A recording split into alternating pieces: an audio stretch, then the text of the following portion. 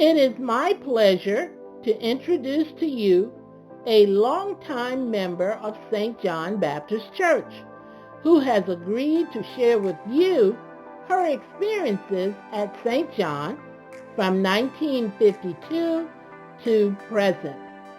She will share with you how many families of the church took her by the hand and guided her along the way when she migrated from Goldsboro, North Carolina to Columbia, South Carolina.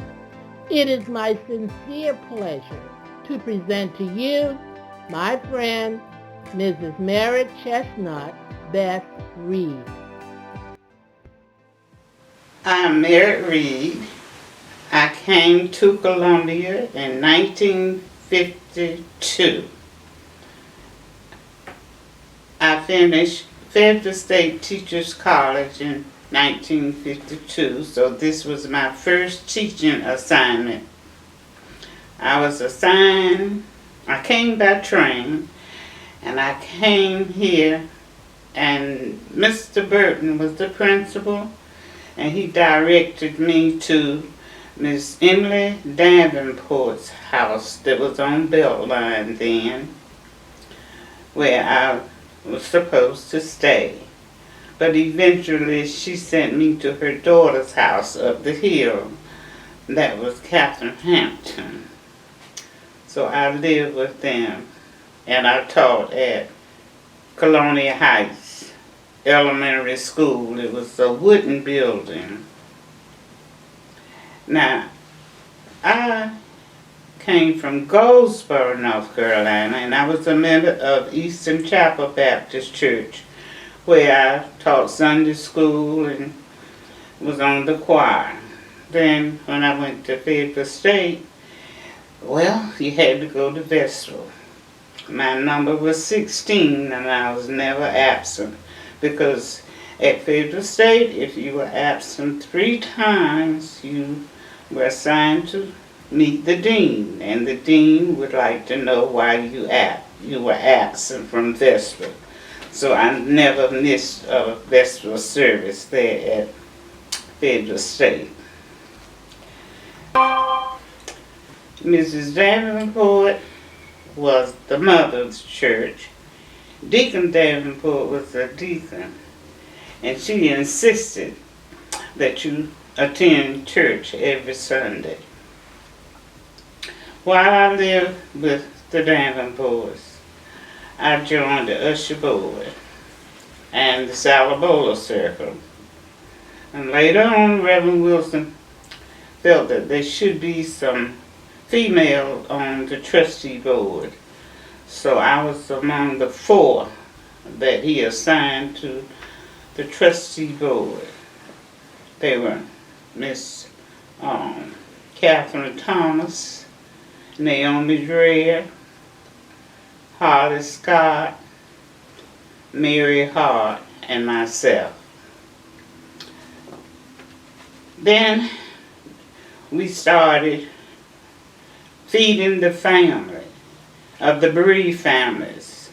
And Miss Smith was over the missionary, and she asked each group to provide food to feed the families. Well, Esther Reed Anderson helped, and I helped, and Holly Scott helped, and we found that it was kind of difficult for elder people to cook, and then the fire marshal said there should be no frying in the fellowship hall because it's hazardous, and the children from the preschool had to sleep there. So we wrote many letters to the trustee asking that they provide catering service.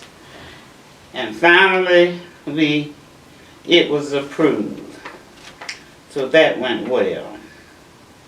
Now, some of the activities that I enjoyed at St. John was the Easter egg hunt for the children. And Burton School had a nice big play yard, so that's where they had the Easter egg hunts for the children.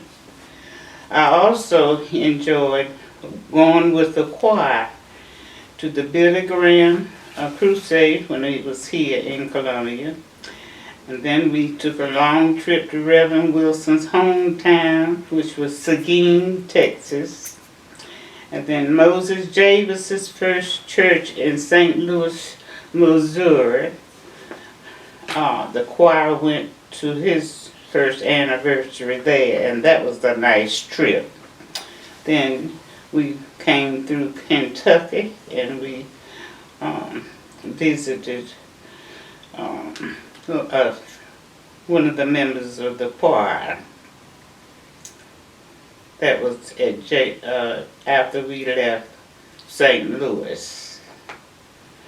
And the church also went to Seguin and came back through with Carver Davenport taught. So I enjoyed those trips.